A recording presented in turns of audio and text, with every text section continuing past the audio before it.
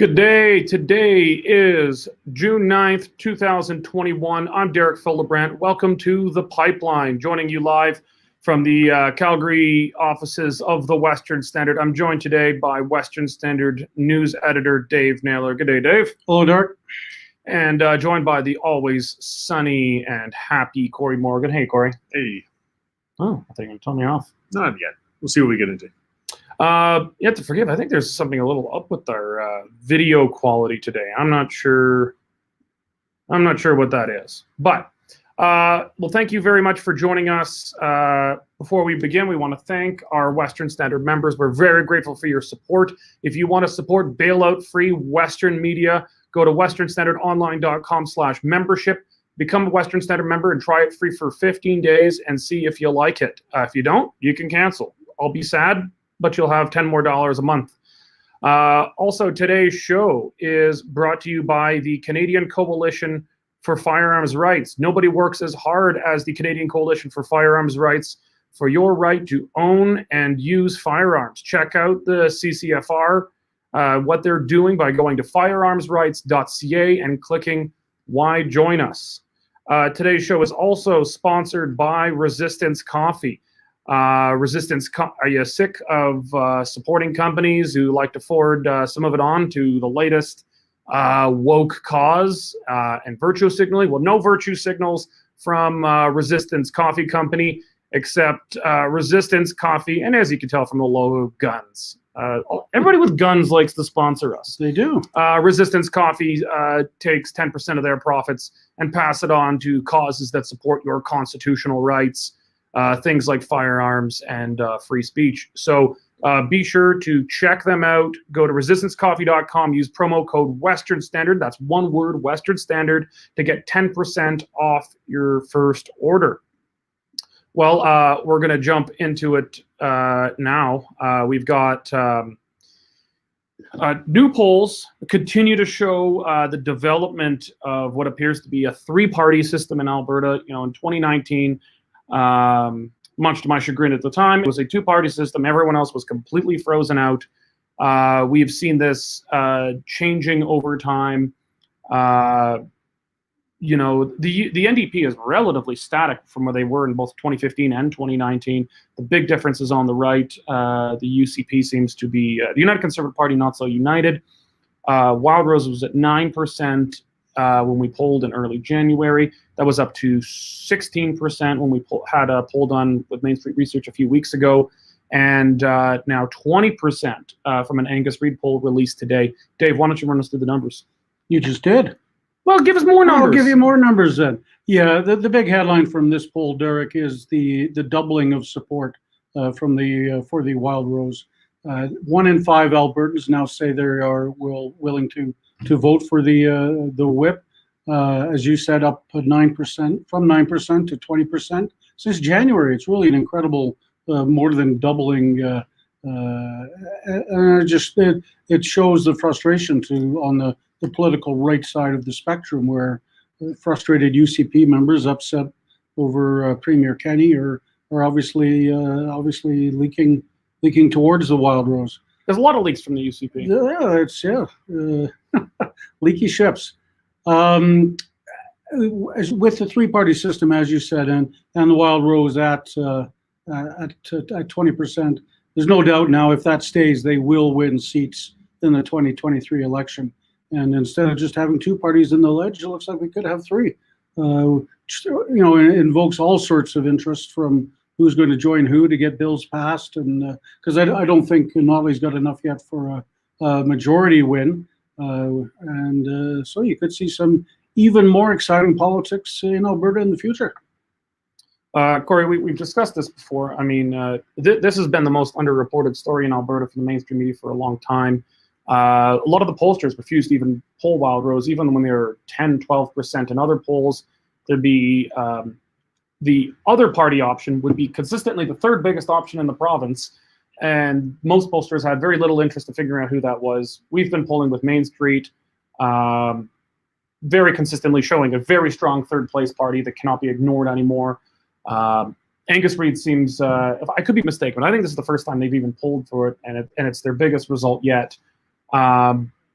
what does this mean right now? Because we've got the Wildrose does not have a leader right now. They're having a leadership race. They've only got one certified. Paul was acclaimed as leader. No, he was not. No, okay, sorry. He's the only one that entered, and he's now basically going through a vetting process. Oh, okay. Well, I haven't watched closely enough. What they're going to do is because he's the only candidate in the race, they still have a yes/no vote on him. So it's almost a referendum on Paul. It's closer to a leadership review. Okay. It's almost a leadership review. He needs 50% plus one of the Wildrose members to say yes. They could theoretically, although I'm doubtful, they could say no. We want to open it back up and see who else enters the race. They could do that. I'd be pretty shocked if they did. It'd be very rude. Yeah. But I mean, they haven't had an official leader yet. Why would you want to mess with what seems to be a winning formula? Right? I mean, they're surging. Well, if you throw the leadership race open again, I think you're in danger of stalling. Absolutely, and I mean, it has been growing in the background for some time, and it's been, as Derek said, that other that's always been there. And the pollsters wouldn't touch it, and with, I believe this latest poll in some senses was prompted by, the Western Standard did those polling numbers, found the Wildrose out there at 17%. I think some in the mainstream didn't believe it. And they were almost, they ran this poll to think, okay, we'll show those Standard guys are full of crap. And oh, wow, it's actually stronger than what they said, which I think was accurate when we did it. It's just that it's grown since then because has not been gaining traction. Well, that's what they've been saying. And UCP, some kind of UCP diehards have been saying, it's Western Standard. I come from the Wildrose, one of the predecessor parties of the Wildrose, Freedom Conservative Party. I was the leader of. So clearly I've got some sympathies. I'm not a member of any party. I just want to see good government for Alberta. And I guess that's what everybody wants. But I've got a particular view that aligns more with Wildrose. So I guess people say, well, these must be torqued. Well, I don't think Main Street Research is going to muck with its numbers just to make me happy. These are numbers. So yeah, Angus Street says, let's see if this is real. And it turns out it's even stronger. Wildrose was either being underpolled with Main Street, or it's just continued to grow in the few weeks since we had that Main Street poll released. What did they do about this? I mean, at these numbers, the NDP either won a slim majority government or there's no majority. I mean, if there was a minority at this point, you'd probably see the NDP with the most seats, but that doesn't mean you get to be government. You'd probably see a chance of the UCP continuing in a weak minority government, but having to cut a deal with the Wildrose for things. How does Kenney pull this back? He has lost over 50% of his voters since the last election. The UCP had about 55% in the last election. They're down to 30. And most of that has gone Wildrose. Only a little bit has gone to the NDP. How do you think Kenney tries to get those people back? I don't know. I'm lost for words on it. This is so bad and so ugly. I don't see some path that he can take at this point to recover from this. I mean, never say never, and there's a long summer ahead of us. I think he's put a lot of his, hopes and goals into the reopening is going to make people happy. They're going to have a good summer. They're going to forget what they're ticked off again about, and they'll drift back, into a complacent support for the UCP. But I think he's underestimating how bad the rift is and how much people are soured on the party at this time. There's no magic bullet. He's got to do something serious to turn this around, and I don't know what it is at this time. They've got to stop the bleeding. Yes, for one. At least they've got to stop doing stupid stuff. Well, we're going to stop. We'll talk about that later. But they've got to get their crap together. And you're right, Corey. I don't know if they can do that now. The only salvation I see for Kenney is that Alberta has the best summer ever. And people don't forget, but they may forgive. And that's the only way pollsters see him gaining traction back. Well, let's talk about that, because I think a lot of this is clearly driven by the unpopularity of Jason Kenney. There was another poll coupled from Angus Reid about that. Why don't you walk us through those numbers? Yeah, Kenney is the lowest rated premier in the country, sitting at only 31%. He's bottom of the barrel by far, and it's mainly due to his COVID regulations and how he has handled COVID and the various lockdowns he's put Alberta through, and the unhappiness that obviously the majority of Albertans think. John Horgan and Scott Moe, premiers on either side of Alberta, have good in the 60s ratings. Brian Pallister not doing so well. He's down in the 30s, still ahead of Kenney though. But yeah, it's all part of the same story that's leading to plunging poll numbers for the party. It's just the personal unpopularity of Jason Kenney. Well, if we look at these numbers, there's a pretty strong trend here. Scott Moe is the only one defying it. But what you see is, I think, driven by COVID, if you look at the numbers, Ontario Premier Doug Ford, Progressive Conservative, Brian Palliser, Manitoba, Progressive Conservative, Jason Kenney, Alberta, United Conservative. Why are the Conservative premiers so on? And I think there's a relatively simple explanation for it. In provinces where you've got explicitly leftist governments, British Columbia, the Atlantic provinces, all these places, they are, conservatives or people who are opposed to these kinds of restrictions. They could be angry at the left-wing party for, even if the Progressive Conservative Party in that province would have done the same thing, they're not angry at them because they're in opposition, they can talk. But where Conservatives are in power and doing the same things as Liberal or NDP governments, Conservatives have no choice but to project their anger at their own party. And so that's why when you look at these numbers, in Quebec, most people support lockdowns. It's very, very few people who don't. So there's no doubt that, that's why Legault is so popular. But British Columbia, if you're a British Columbian opposed to lockdowns, well, you're already not supporting, you're probably not going to support John Horgan anyway. You're not going to be supporting the NDP. Newfoundland. Now, the only one defying this is Saskatchewan. Scott Moe has been very tough in lockdowns, not as tough as Jason Kenney, but he's been pretty bad. But for some reason, he defies my thesis here, but it holds up everywhere else. If you're in New Brunswick, if you're in Nova Scotia, and you're like a right-leaning, anti-lockdown, conservative or libertarian, you can say, well, I'm angry at the Liberals. Is Higgs actually a conservative? He can never tell with the Atlantic provinces. Yeah. They're all liberals. They're all liberals. They're all liberals. I'm not sure if Blaine Higgs is a progressive conservative or liberal, because it makes quite literally no difference out there. It mostly boils down to, was your great-grandfather a Protestant or Catholic? That's essentially what it boils down to out there. But I think that's what it is, that it's a curse for a conservative to be in power right now if you're going to be doing what the other, what the NDP or Liberals would do. So it's creating a caving of their base. I think the same thing applies in Ontario. Corey, do you think that's what's explaining this? To a degree, for sure. Ford has been just about hysteric with his lockdowns right from day one, which has really soured any conservative support out there. But Kenney kind of seems to take it from both sides. He's signaled and shown to be reticent to a degree on regulations and lockdowns, which gets him blasted by everybody who's afraid of the plague. But then when he does open up, he just gets blasted for laying off, and he just can't seem to cling on to any of that support on either side. He's trying to straddle it. One area that should be noteworthy with the rise with the Wildrose as well, though, is they're an explicitly regionalist party. They're unapologetic about being fully pro-Alberta. Well, independence is in there. Yeah, and outside of the pandemic woes Kenney has, he's been extremely weak on regional issues. He's talked big on it, and he hasn't done a bloody thing. The closest we come to seeing some action now is having the referendum this fall on equalization. But the Fair Deal panel, things like that have really soured a lot of Albertans. And the Wildrose Independence Party has provided a home for that, saying, well, we're not going to beat around the bush when it comes to this stuff. We're going to stand up for Alberta against Ottawa by all means. And so, that's added to his woes is giving somebody somewhere to go when they're frustrated with them. So perhaps one of the areas, I don't think there's much else he can do on the pandemic front, but he can do something to just start saying, hey, I'm going to look out for this province first instead of this wishy-washy talk is big and low action. Well, let's talk about the recovery. So just the other week, Kenney announced the government's reopening plan. Best summer ever.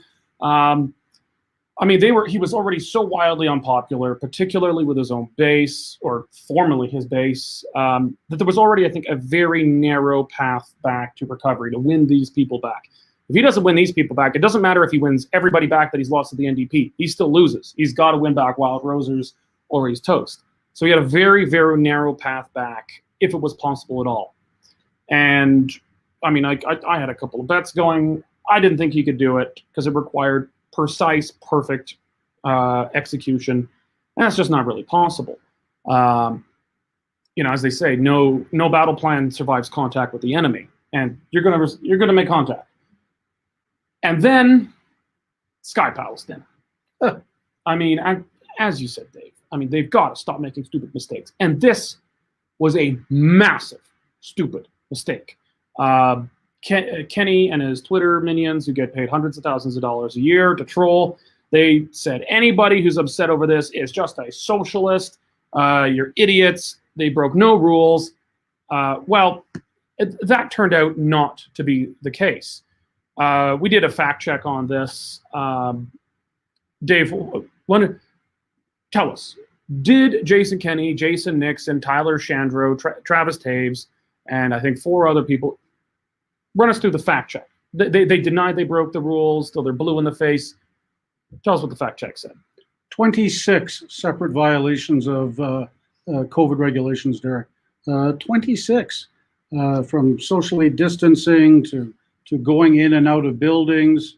I mean, it was obvious to everybody in Alberta that from those photos, they were breaking COVID regulations. For days, for 5 days, Jason Kenney said, no, we weren't, until they sent some poor intern up to the roof with a ruler and measured the distance between the chairs. And I mean, found out, oh, no, we weren't. Oh, come on. The chairs weren't in the same places that they were 5 days ago. Every Albertan knew that they had done wrong, but they refused to admit it. MLA started to come forward. Angela Pitt, cabinet minister, started to come forward. The UCP Calgary caucus guy, even Richard Gottfried, came forward. The pressure was building for another internal revolt. And finally, Kenney had no choice, absolutely no choice whatsoever, but on Monday to issue an apology. Still maintaining that they thought that they had done everything correct, but admitting now that, hey, maybe they hadn't. And he's very sorry and hopes to learn from it. I will note he refused to answer questions about why a 40-ouncer of Irish whiskey was at the dinner table of a working government dinner and bottles of wine. Didn't answer that question, but he says he's sorry. But 5 days, he's got to get more like Ralph Klein. He's got to realize he's done wrong, admit it the next day, say you're sorry the next day, and then all is forgotten. What he did with this was extend the period that it was news. And every day it got worse and worse and worse for him until finally he had to come forward. And it means that the apology is empty by the end. Exactly. You're not sorry if it's taken that long. Yeah. Oh, actually, I should correct. The fact check found 16 violations of the regulations and another 8 violations of guidelines. Okay, that's where I got the 26. Yeah. Using the government's own defense, Jason Kenney said, no, this is not what's classified as a patio dinner, even though it was dinner on a patio, catered in a licensed establishment. Somehow that's not a patio dinner. Okay, fine, let's grant them that. It was now classified. He said this is an outdoor social gathering, which is another classification.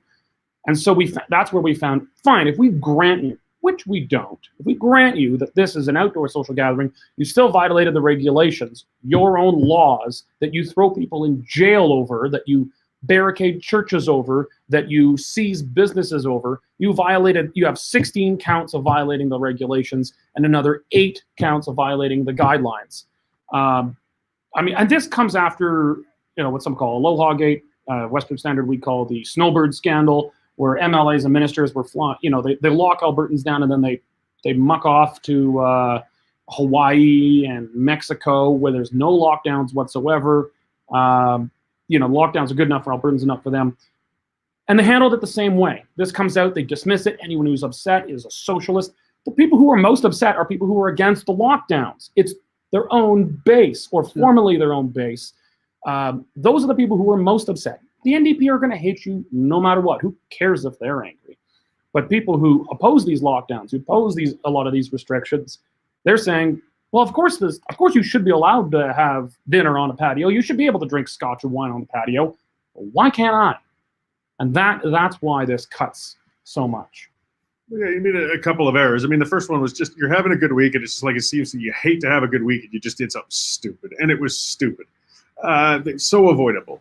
But the other part, as we said, I mean, I remember, on my playground of Twitter when I get out there and I threw it out, I said, guys, there's nothing will undercut support for a government faster, more effectively than hypocrisy. This is serious, and I got flooded with the usual fart catchers for the Kenney government saying, no, this isn't as serious. This is a nothing burger. You're just stirring things up. Well, look what happened. Don't piss on my leg and tell me it's raining. People were upset, and it got worse and worse. And as we said, you could have put that out. You could have apologized in the beginning. You could have just said, I screwed up. Like when I used to own a business, when I had my pub or when I had my survey company, employees screw up now and then. That's just part of things. But the thing that would get me, though, is when they come up, if they're making a whole whack of excuses, I'm not terribly inclined to be forgiving. If they just say, look, this is what I did wrong. It was a boneheaded, perhaps. I forgot policies. I forgot whatever. But I won't do it again. I've learned from it. I'm more inclined as an employer to say, yeah, shit happens. But this was, again, 5 days of tooth pulling to the point of when he's getting cabinet members revolting on him before he gives a grudging apology. It was just a pointless shot to his own foot again. And I didn't want to see it. I didn't. I'd rather see these guys doing better. It's almost at the point you feel sorry for them because they just can do no right. But it's self-inflicted. It's always self-inflicted. This is an unusual segment. We're adding a new segment. We had a story, Sky Palace Patio Party creates meme dream. There were some excellent memes that came out of this. Now, I guess one of our viewers just said something about this being the irony of a drone. Let's remember roughly a month back, Environment Minister Jason Nixon's ministry's plan to hire companies to spy on Alberta campers in the backwoods with drones. That got killed pretty quickly. People were not too happy about the government with the drone spying program. Now, we don't know for sure how this photo was taken. It could have been taken from a very advantageous apartment building. My bet, though, if I'm going to bet, I'm going to say it was a drone, which is pretty ironic considering the minister with the drone spying program is front and center in that picture. And here's a meme. You all recall, I'm sure, the government's COVID commercials with this ugly-looking COVID guy, saying COVID loves a party, these things. Well, this is just one of my favorite memes, putting Mr. COVID right at the table, loving what's going on. Oh, well, and speaking of drones, this is a good one. This is a classic Drake meme. Using drones to spy on citizens, no good. But using drones to spy on politicians, oh yeah, that was a good one. I like that one. And this one was creative. Everyone remembers the everything's on fire. This is fine meme. Very well adapted here. Really seeing people's Photoshop skills being put to good civic use. Very proud of our citizens and what they've done here. My old friend Ed Munt did this one. So cheers to you, Ed. Oh, is this a friend of yours? Yeah, I used to go to school with him, work with him. No way. Yeah. Hire him. He'll make memes full time for us. All right, send your resume. It's a meme dream. It's perfect. I think this has done critical damage to the government. I mean, as we were saying, they had a very, very narrow path back to political recovery to begin with. This has blown up all goodwill. Their hope was that, look, yes, our people are pissed off, but at the end of the day, we're going to reopen. Everyone's going to feel good. We're going to have the best summer ever. And this Wildrose thing is just a couple of country bumpkins, and they're not going to be serious. We're going to be good. And then they do this. And this is... Okay. In the 2015 election, I told Brian Jean if we formed government, we should destroy the Sky Palace. I don't mean the entire building, because that's $1 billion building. It's ridiculously expensive, and it'd be wasteful to destroy it. But I said we should do one of two things. We should either have the world's greatest press conference and take a wrecking ball and literally blow up the penthouse, destroy it. Like, it's so good for TV, and it just kind of symbolized the end of the progressive conservative entitlement era. We would just blow it up, and everyone would shout, and we just turn it into a rooftop smoking area. The other alternative was we would strip it of all government use, and we would turn it into the Museum of Government Waste of Alberta, and we just have little exhibitions to Novotel and these things from the 80s, and we'd have the old MLA pension plan. We just have exhibitions, the government waste. It'd be a very unique museum on the planet. Neither of those things happened. The NDP kept it when they formed government. but they were smart to use it. They just used it for smoking and receptions. Like there were some receptions up there, and the NDP MLAs would illegally smoke up there. My only problem was Wildrose MLAs weren't allowed to use it for smoking, but they didn't use it otherwise. They understood that this place was haunted. It had the spirit. Oh, Jesus Christ! Oh my God! God! Well, you've invoked the curse. You see, when you bring up Redford 3 times, something's say Alison Redford's name 3 times, and your camera will go crazy. None of us lost bowel control or something. Well, how did that come up? It just comes up when I think of Redford. Oh, okay. Okay, well, we're not Liberal MPs pissing on camera here. But they understood the place was haunted. Don't use it. It's just the worst. Kenney's moved his office into the Sky Palace, and clearly now they're using it for other functions. Corey, is the ghost of Alison Redford haunting Jason Kenney? I don't know if it is, but you could not have picked a worse spot in the entire province for the optics in the world than the Sky Palace. You could have held it in Buckingham Palace and it wouldn't have been as bad. It was the true Marie Antoinette moment of Alison Redford, of when voters, and that's what people have got to understand. Redford did a whole pile of things wrong, but it was that looking down, self-serving, hypocrisy is what really pushed people over the edge with her, and why that Sky Palace was such an odious symbol. And to choose that spot, couldn't you listen to Hinshaw at any of those conferences? I mean, we can't handle listening to her much longer, but some of them, there's one thing she says every time: just a little bit longer. If he'd have just waited a week, if he'd have done it this weekend, and there were pictures of him on the patio, it'd be more like, because everybody else in Calgary and Edmonton's going on the patios. But does anyone believe that this was the first time this happened? Does anyone believe that this was a one-off incident? We just have to assume that was the first time, but it's pretty unlikely. And I got a bridge to sell you if you think it was the first one. I mean, the fact that somebody took the time to be watching it all the time to get that footage means that they've seen it happen before and they were waiting for it. Yeah. But why? Just why? I don't understand. So many high-paid and typically smart people to step into things like this it was just pointless. You've been in politics, Derek. Aren't when you're that level when you're the premier of the province, aren't you supposed to have handlers who, maybe a chief of staff, who will step in and say, "Sir, I don't think we should be doing this"? Well, he had to fire his chief of staff because his chief of staff was fired because the chief of staff had the great judgment to go to England after locking everyone down. So there's still no chief of staff. But clearly, the last chief of staff didn't have the judgment to catch these kinds of things. Problem is, too many of the people around, I can't say everyone because I'm not there, but I know a lot of the people around Kenney, they're too sycophantic and they're too afraid to tell them this is a bad idea. The most valuable thing a politician can have is an advisor who is unseen, who can say, "Boss, this is a bad idea." And when you've got the premier's budget, you can pay people literally anything you want. Some of these people are paid ridiculously, $250,000 a year. And no one with the guts to say, "Boss, this is a bad idea." Now, to quote Councilman Drexler from Parks and Rec, in my defense, I really wanted to do it, and I didn't think I'd get caught. They didn't think they'd get caught. I mean, you're on a rooftop patio on one of the highest buildings in Edmonton.